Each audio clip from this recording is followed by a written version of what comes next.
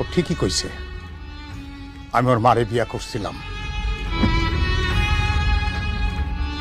ও আমার ঐরসজাত সন্তান, আমার মেয়ে, তোর বোন, সৎ বোন। ও আজ থেকে এই বাড়িতেই থাকবো। আয় মা, তুই ঘরে আয়।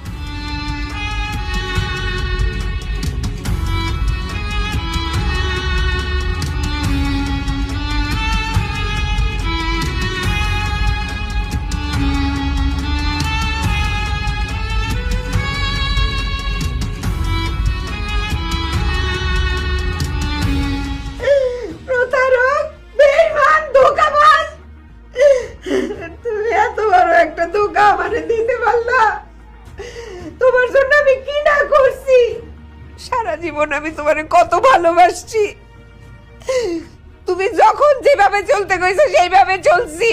সেই তুমি আমারে ধোকা দিয়ে আমার সাথে বেইমানি করে আরেকটা বিয়ে করছো। আমারে এত বড় ধোকা দিয়ে আমার সাথে বেইমানি করে কেন তুমি আরেকটা বিয়ে করছো? আমার মধ্যে কি কমতি ছিল যে তুমি আরেকটা লুকাইয়া বিয়ে করছো? সি আব্বা, আমি আপনাকে কত ভালো জানতাম।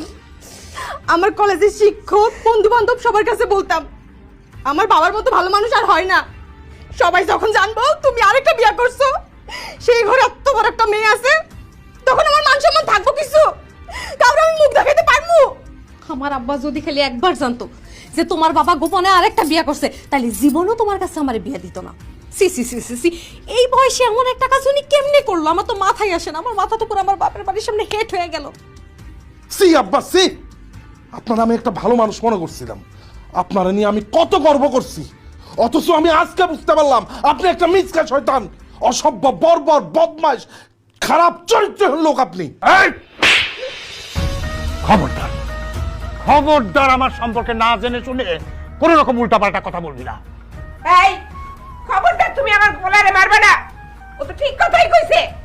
তুমি যদি এতই ভালো মানুষ হইতা তাইলে গোপনে আমারে ধোকা দিয়ে আরেকটা বিয়ে করতে না, আরেকটা সংসার করতে না।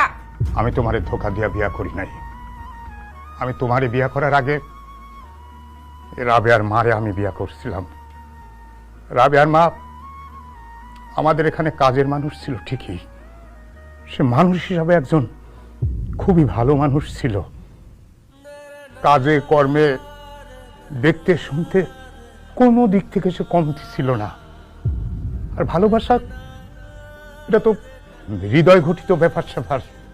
আমি কখন যে তারে ভালোবেসে ফেলি আমি নিজেও বুঝতে পারি নাই। আমি জানতাম